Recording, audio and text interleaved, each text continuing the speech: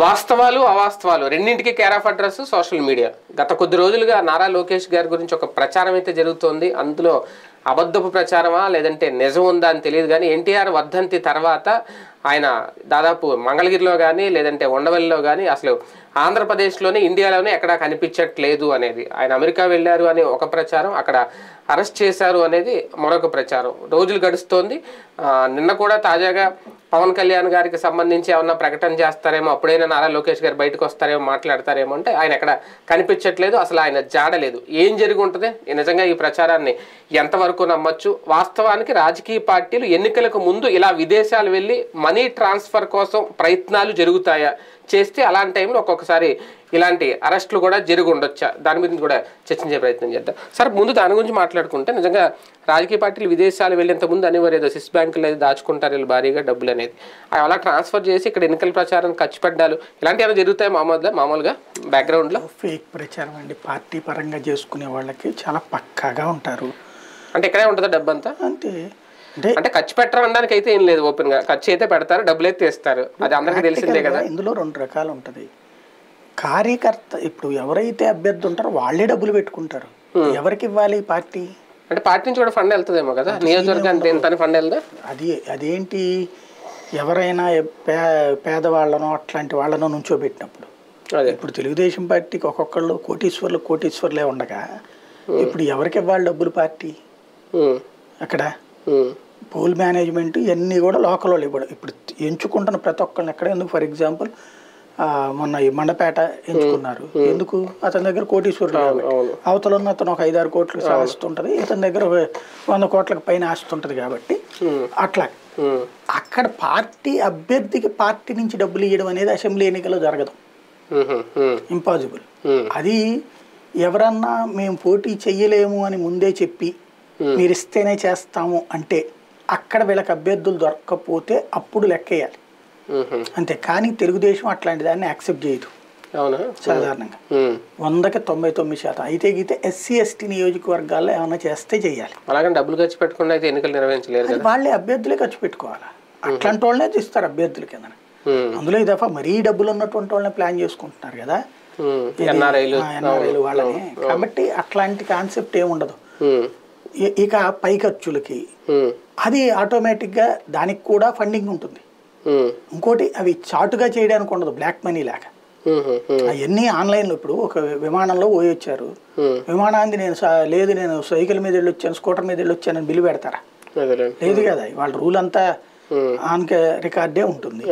Party ఖర్చు అనేది different. Party ఖర్చు కిందనే రాయాలి. డబ్బులు పంచేది వాళ్ళకి అసలు లెక్క చూపెట్టరు కదా బేసిక్గా. అయితే డబ్బులు పంచడానికి పార్టీ బయటికి తీసేది ఉండదు నాకు తెలిసి. అయితే అంటే పార్టీ సెంట్రల్ ఆఫీస్ నుంచి జగన్ చేశాడు, లాస్ట్ ట్రిప్ పార్టీ నుంచి పంచాడు, అభ్యర్థులు ఇచ్చారు. అంటే అభ్యర్థులకి వాళ్ళు పెట్టుకోలేరు అభ్యర్థులు. అది ఇప్పుడు వీళ్ళు పార్టీ నుంచి డబ్బులు లాస్ట్ ట్రిప్ కూడా ఇవ్వలేదు, పంచడం. అందువల్లనే కదా దెబ్బతిన్నారంతా. కానీ నాయకులకు కూడా తమ జేబుల్లో డబ్బులు లేవు. చివరిలో బిల్లులన్నీ పెండింగ్ లో పడిపోవడం, పసుపు కుంకుమ కిందకి అవన్నీ ఇచ్చేయడంతో కాంట్రాక్టర్లు చేసినటువంటి వాళ్ళందరికీ కూడా ఆ బిల్లులు రాకనే కదా వాళ్ళు సఫర్ అయింది చివరిలో. అందులో దానికి తోడు సెంట్రల్ గవర్నమెంట్ జాగ్రత్తగా నిఘా పెట్టి ఉంచడం. అలాగని ఖర్చు పెట్టే ప్రతి రూపాయి ఆన్ ద రికార్డ్ ఉండాలని కూడా రూల్ ఏం లేదు కదా, ఉండదు కదా. డబ్బులు పంచేవి లెక్కలోకి రావు. పంచడం అనేటువంటిది పార్టీగా పెట్టడానికి సిద్ధపడితే మీరు అన్నట్టు కరెక్ట్ అవుతుంది, తేవాలి. పార్టీగా పెడుతుంది అని నేను అనుకోను. తెలుగుదేశం పార్టీ తనుగా పెడుతుంది అన్నటువంటిది లాస్ట్ ఎలక్షన్స్ లో అయితే పెట్టలేదు తనుగా పార్టీ పరంగా. 2014లో కూడా పార్టీ పరంగా 10 వేలు ఏం పెట్టలా, అభ్యర్థులే పెట్టుకున్నారు డబ్బులు. గత 2 టర్మ్స్ కూడా అట్లాగే ఉంది. నాకు తెలిసి చంద్రబాబు గారు వచ్చిన తర్వాతన ఇంతవరకు సొంతగా డబ్బులు తీసి పార్టీ పరంగా నువ్వు జనాలకి పంచు అని ఇచ్చారు అన్న పాయింట్ నేను ఎప్పుడు వెళ్ళా. అభ్యర్థికి ఇచ్చి ఉండొచ్చు, ఎక్కడన్నా కొంతమంది అభ్యర్థులకి డబ్బులు లేనటువంటి వాళ్ళు ఉంటే గతంలో ఇచ్చి ఉండొచ్చు. ఈ మధ్యన అయితే అది కూడా లేదు. ఇప్పుడు SC ST సెగ్మెంట్లో ఇస్తారేమో చూడాలి. అక్కడ కూడా అభ్యర్థి చేతికి ఏమి ఇయ్యరు, వీళ్ళ టీం వెళ్ళి పని చేసి పెడతారు. ఈవెన్ వైసీపీలోనైనా జగన్ అభ్యర్థి చేతికి ఏం డబ్బులు ఇయ్యరు. వాళ్ళ ఐపాక్ టీము వీళ్ళకి అతను ఎవరు ఉన్నాడు కదా రావించారు మాట, వాళ్ళు ఆ పంచి కార్యక్రమం చూస్తారు. అదే అవును. అభ్యర్థి చేతికి డబ్బులు ఇస్తే అందులో శుభ్రంగా వాళ్ళ జేబులు వేసేసుకుని ఖర్చు పెట్టకుండా కూర్చుంటారు. మజ్జిగ పలసన అయిపోద్ది. అంతే. అందుకనేసి అందుకోసం అసలు ఈ కార్పొరేట్ వ్యవస్థలు నమ్ముకుంటుంది. ఇదివరకటి రోజుల్లో అదే జరిగేది. డబ్బులో ₹1,00,00,000 ఇచ్చారంటే 20 లక్షలు పనిచేసి 80 లక్షలు వీళ్ళు మింగేసేవాడు. దాని మీద ఎంక్వైరీలు, దాని మీద రచ్చలు, సస్పెన్షన్లు ఇవి చాలా జరిగాయి గతంలో. అవి చూసిన తర్వాత ఇప్పుడు ఈ కార్పొరేట్ వాళ్ళని అందుకే పిలిచింది అనమాట. వీళ్ళు పక్కాగా ఎంత అంటే అంత ఒక మనిషిని దగ్గర పెట్టమంటారు, ఆ మనిషి సాక్ష్యం, ప్రతి ఇంటికి డబ్బులు పనిచేస్తారు అనమాట. కాబట్టి అది ఇంకొకటి ఏంటంటే అదంతా ఫేక్ అనే దానికి సాక్ష్యం ఏంటంటే నిన్న జాతీయ జెండా ఎగరేసాడు లోకేష్. తన ఉండవల్లిలో జాతీయ జెండా ఎగరేశాడు. పార్టీ కార్యాలయంలో అచ్చెన్నాయుడు ఎగరేశాడు. ఉండవల్లిలో ఎక్కడో ఎగరేశాడు ఆయన. ఆ వీడియో కూడా రిలీజ్ చేశారు. జాతీయ జెండా లాస్ట్ ఇయర్ అనేది కొంతమంది చెప్తున్నమాట. అది మనం నమ్మలేము. లాస్ట్ ఇయర్ వీడియోలు రిలీజ్ చేస్తారు. కానీ అంటే ఒకటి, నారా లోకేష్ గారు ఎక్కడున్నారు, ఆయన జాడ లేదు అనేది దానికి కొన్ని నిదర్శనాలు. ఆయన మంగళగిరిలో ప్రచారం చేస్తారని చెప్తుంటే మంగళగిరిలో మాత్రం ఆయన ప్రచారాలు అయితే నడవట్లేదు అనేది అక్కడ 18 తర్వాత లేదు అనేది. అలాగని అంతకు మించి నిజంగా ఆయన ఇక్కడే ఉండుంటే ఇప్పుడు చాలా ఇన్సిడెంట్లు జరుగుతున్నాయి. నేను పవన్ కళ్యాణ్ గారు దేనికి కూడా ఆయన కౌంటర్ ఇవ్వట్లేదు. అంటే బయటకు వచ్చి మీడియా ముందుకు వచ్చి మాట్లాడిన దాఖలాలు అయితే లేవు కదా. కావాలనే ఆగుతాడు ఆయన. ఎందుకు అంటే ఇప్పుడు గుప్పెట మోస్తేనే కదా విలువ అందం. మొన్నటి వరకు అన్ని ఛానళ్ళకి అన్ని మీడియాల ముందు వచ్చి ఇంటర్వ్యూలు ఇచ్చిన ఆయన ఒక్కసారిగా ఎందుకు సైలెంట్ అయిపోయారు? ఆపుంటారు అనుకుంటున్నాను నేను. ఎందుకంటే ఆయన ఇంటర్వ్యూలు ఇచ్చిన దాంట్లో వచ్చిన 2 కాంట్రవర్సీ ఇప్పుడు పొత్తుకే ఎసరు వచ్చిన పరిస్థితి కదా. ఇప్పుడు ఎవరు ప్రేమక్కకి ఇచ్చిన ఇంటర్వ్యూ, జాఫర్ అన్నయ్యకి ఇచ్చిన ఇంటర్వ్యూలోనే కదా. దాంట్లోనేమో సీఎం గురించి, ఇంకో దాంట్లో డిప్యూటీ సీఎం అయినా మా నాన్న చూసుకుంటాడు అన్నది. ఈ రెండింటికి అంత ఇష్యూ నడిస్తే మిగతా ఇంటర్వ్యూలు జ్యోతికి ఇచ్చుకున్నా ఏ ఇచ్చుకున్నా అదంతా భజన్ ఛానల్ ఇష్యూలాగా ఉంటది. కాబట్టి వీళ్ళిద్దరు కొంచెం జర్నలిస్టిక్ క్వశ్చన్ వేశారు, అక్కడ ఇరుక్కుపోయాడు ఆయన. అందుకని మనలాంటి వాళ్ళకి ఇంటర్వ్యూలు ఇవ్వడానికి వెనకాడుతుంటాడు ఆయన. దాంతో వచ్చినటువంటి సమస్య ఇక్కడ ప్రాక్టికల్ గా ఏంటంటే ఆ కారణంగా వద్దని చెప్పి ఉండాలి చంద్రబాబు గారు. ఇంకోటి ఇప్పుడు ఈ టైంలో మాట్లాడొద్దని చెప్పి ఉండాలి. ఇప్పుడు ఎందుకంటే చంద్రబాబు గారే వాళ్ళ పొంగనూరు దగ్గర సభ ఏదో పెట్టుకుని ఆయన కూడా మాట్లాడలేదు. చూడండి, ఒక్క ముక్క కూడా మాట్లాడలేదు. దాన్ని బట్టి ఏమర్థం అవుతున్నది? ప్రాక్టికల్ గా నిశ్శబ్దం పాటిద్దాం, పవన్ కళ్యాణ్ని మనుషులు పంపించి బతిలాడుకుని ఏర్పాటు చూద్దాం అనే రూట్ లో ఉండుంటారు. అంటే ఏం చేసిన తెర వెనక చేయాలి కానీ అంతే, తెర ముందు చేయకూడదు అనేది. ఎందుకంటే ఇప్పుడు సీట్ల అనౌన్స్మెంట్ తెర ముందు చేశాడు, దెబ్బ కొట్టింది. కాబట్టి ఇప్పుడు తెర వెనక చేద్దాం కానీ తెర ముందు వచ్చి మాట్లాడితే అది పొత్తుకి బ్రేకింగ్ కి స్టార్ట్ అవుతుంది. కానీ ఎందుకు ఈ ప్రచారం జరిగింది? అమెరికా వెళ్ళారు, అక్కడ అరెస్ట్ అయ్యారు అనేది పోనీ ఒకవేళ నిన్న జరిగింది నిజమని అనుకుంటే ఈ గ్యాప్ లో వెళ్ళి వచ్చారా? అలా జరుగుతుందా? ఇప్పుడు మనీ లాండరింగ్ చెయ్యాలంటే అక్కడికి ఈయన వెళ్ళి డబ్బులు ఏమైనా సూట్ కేసులో మోసుకొస్తాడా? ప్రాక్టికల్ గా చెప్పాలంటే మనీ లాండరింగ్ అంటే ఎట్లా జరుగుతుంది? ఓ మలేషియాలోనో మారిషస్ లోనో అక్కడ ఏంటంటే డబ్బులు ఈ బ్యాంకుల్లో మన అకౌంట్ తీసేసుకుంటారు. అక్కడ ఎవడైనా కంపెనీ పెట్టుకోవచ్చు. నీకు అక్కడి నుంచి వచ్చినాయి ఇవన్నీ అడిగేవాడు ఎవడు ఉండడు. కాబట్టి అట్లాంటి చోట్ల ఈ అమౌంట్ అంటే ఇక్కడ మనం డబ్బులు ఇచ్చేసేసి హవాలా వాళ్ళకి ఈ డబ్బులు అక్కడ తీసుకుంటాం, అక్కడ అకౌంట్లో వేయించుకుంటాం. అక్కడ ఒక అకౌంట్ ఓపెన్ చేసి దాని కంపెనీల రూపంలో కంపెనీలు పెడతాం. అక్కడ మన మనుషులతో కంపెనీలు పెట్టిస్తాం. అక్కడ ఆ కంపెనీలలోకి ఈ డబ్బులు చేపిస్తాం. వాళ్ళ దేశాలకి ఇది విదేశీ మార్గద్రవ్యం వచ్చినట్టు, ప్లస్ ఆ దేశాల్లో పెట్టుబడులు వచ్చినట్టు వాళ్ళకి లెక్క. అందులో ఇంక చేసేది ఏం లేదు. 10 మందికి ఉద్యోగాలు లోకల్ వాళ్ళకి వచ్చినట్టు అక్కడ 10 మంది రికార్డులో చూపెట్టడం అక్కడ అంతే. ఆ తర్వాత ఏం చేస్తారు, ఇక్కడ బోగస్ కంపెనీలు కొన్ని పెట్టిస్తారు. పెట్టించి ఆ కంపెనీల్లోకి ఇన్వెస్ట్మెంట్స్ రూపంలోకి ట్రాన్స్ఫర్ చేస్తారు. అంటే వీళ్ళేదో సరుకు ఇక్కడ అమ్మినట్టు వాళ్ళకి ఆ కంపెనీకి సరుకు అమ్మినట్టు, లేకపోతే ఏదో డబ్బులు పే చేసినట్టుగా. అంటే ఫర్ ఎగ్జాంపుల్ సాఫ్ట్వేరే ఉంది, సాఫ్ట్వేర్ ఇక్కడ 100 కంపెనీలు పెడతారు. ఈ 100 కంపెనీలు కూడా సాఫ్ట్వేర్ వాళ్ళకి ఎక్స్పోర్ట్ చేసినట్టు ఒక వోచర్ సృష్టిస్తారు, ఇన్వాయిస్ సృష్టించేసి దానికి వాళ్ళు డబ్బులు పే చేసినట్టు చూపెడతారు. ఆ డబ్బులు ఇక్కడ విత్డ్రా చేసుకుంటారు, క్యాష్ గా విత్డ్రా చేసుకుంటారు. అది ఇక్కడ డిస్ట్రిబ్యూట్ చేస్తారు. ఎందుకని డైరెక్ట్ గా ఇదైతే కదా, అంటే అదంతా లీగల్ గా మీరు చెప్పినట్టు చేయాలంటే అంత లీగల్ గానే జరుగుతుంది. డబ్బుల్ని ఇక్కడికి వచ్చే డబ్బుల్ని అంటే మీకు ఇక్కడ దాచేసుకుని ఉన్న వాటిని తీయక్కర్లా. అంటే మనీ లాండరింగ్ నేను అనేది విదేశాల నుండి జరగాలంటే అట్లా జరగాలి. అంటే అక్కడ కరెన్సీని మన కరెన్సీగా మార్చుకోరావడమా మీరు అనేది?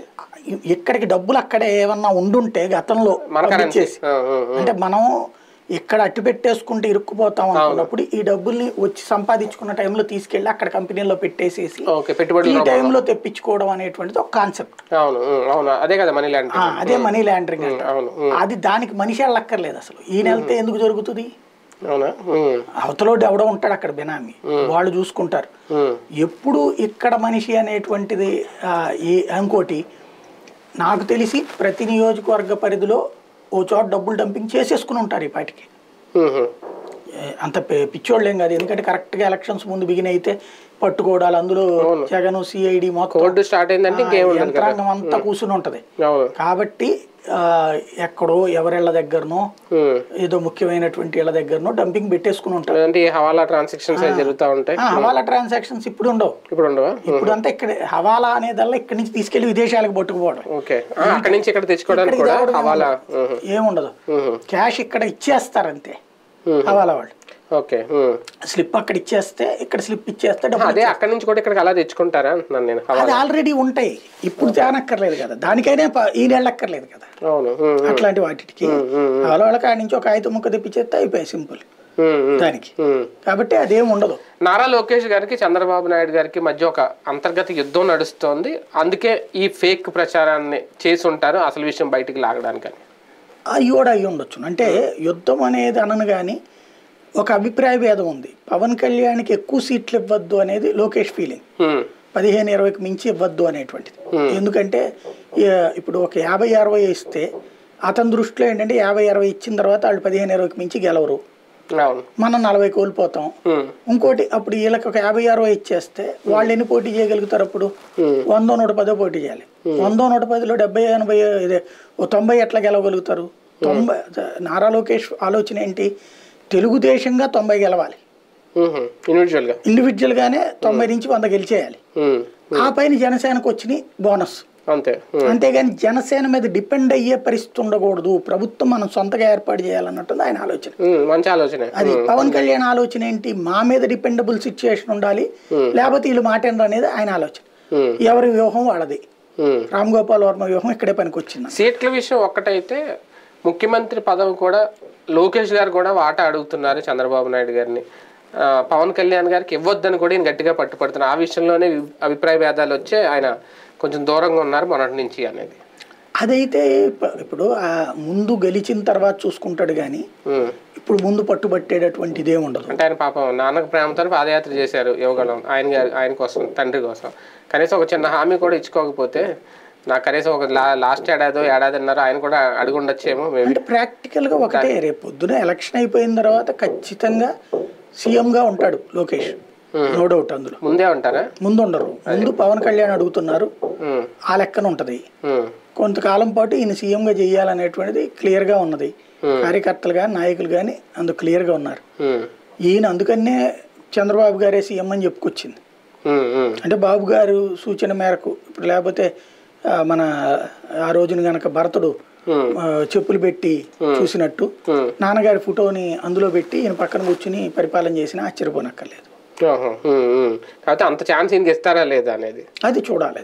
చంద్రబాబు గారు ఉండగా ఈ ట్రిప్ కి ఆయనకి అవకాశం ఇస్తారా లేదా చూడాలి. అంటే ఇవ్వకపోతే పార్టీకి పెద్ద నష్టం కదా. ఇప్పుడు మాజీ ముఖ్యమంత్రి అనే హోదాలో లేదా ఇప్పుడు ప్రస్తుత ముఖ్యమంత్రి అనే హోదాలో మళ్ళీ వెనకలకు వెళ్ళడం, డైరెక్ట్ గా అసలు కంప్లీట్ ఫ్రెషర్ గా రావడం అనే దానికి తేడా ఉంటది కదా. పవన్ కళ్యాణ్ తో పొత్తుని నారా లోకేష్ గారు యాక్సెప్ట్ చేయలేకపోతున్నారా? అదేమన్నా ఓపెన్ గా అర్థమవుతుందా? పవన్ కళ్యాణ్ తో పొత్తు కావాలని మనస్ఫూర్తి కోరుకుంటున్న వాళ్ళలో నారా లోకేష్ ఒకడు. ఒంటరిగా గెలవలేమని ఆయనకు కూడా తెలుసు.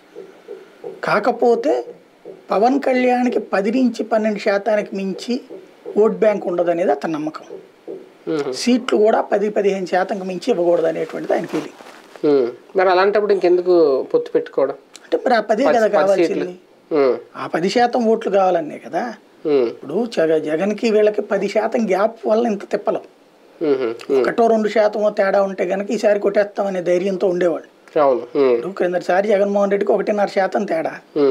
కాబట్టి జగన్ పొత్తు లేదు తొక్కలేదన్నాడు, ప్రభుత్వ వ్యతిరేకత అన్నాడు. దాన్ని కలుపుకుంటే ఎంత వచ్చేసింది? ఏకంగా 10% వచ్చింది. ఒక రాష్ట్రంలో 10% ఓట్ బ్యాంక్ అంటే ఆషామాషి కాదు. ఇప్పుడు 6% క్రిందసారి పవన్ కళ్యాణ్కి వచ్చింది. 6కి తోడు ప్రభుత్వ వ్యతిరేకత ఒక 5 గెలిస్తే 11 వస్తే గానీ అక్కడ అవ్వదు. 6ని 10 అయినా అదైనా ప్రభుత్వ వ్యతిరేక ఓటే కదా పెరిగినట్టు, అది అక్కడ యాడ్ అవ్వాలి. డివిజన్ అయితే కనుక మళ్ళీ 40, ఒకవేళ ప్రభుత్వ వ్యతిరేక ఓటు 5 వచ్చినా వాళ్ళకి అక్కడ 45 వస్తుంది కదా, అప్పుడు దెబ్బతినేస్తారు కదా అనే భయం ఉంది. లోకేష్ బాబు గారే సైలెంట్ చేశారు అనుకోవాలా ఈ 4 రోజులు, అదే ఈ 10 రోజుల నుంచి? అంతే అయి ఉండొచ్చు. లేనిపోని రచ్చ జరుగుతుంది, వివాదాలు జరుగుతుంది, అంతే అయి ఉండొచ్చు. అంతేగాని అరెస్ట్ ఇదంతా అయితే ఫేక్, అదంతా ఫేక్ ప్రచారం, అదంతా ఫేక్. రైట్, చూద్దాం నారా లోకేష్ గారు మరి నిజంగా కారణం ఇదేనా, లేదంటే సోషల్ మీడియాలో జరుగుతున్న ప్రచారంలో వాస్తవం ఉందా? అంతర్గతంగా విభేదాలు మొదలయ్యాయా టీడీపీ జనసేన పొత్తు కారణంగా? అందుకే లోకేష్ గారు మౌనం పాటిస్తున్నారు. ఆయన త్వరగా బయటకు వచ్చి అసలు విషయం ఏంటో చెప్తే క్లారిటీ వస్తుంది, లేదంటే ఇలాంటి ఫేక్ ప్రచారాలు ఇంకా పెరిగిపోతాయేమో ప్రచారాలు సోషల్ మీడియాలో. చూద్దాం ఏం జరుగుతుంది.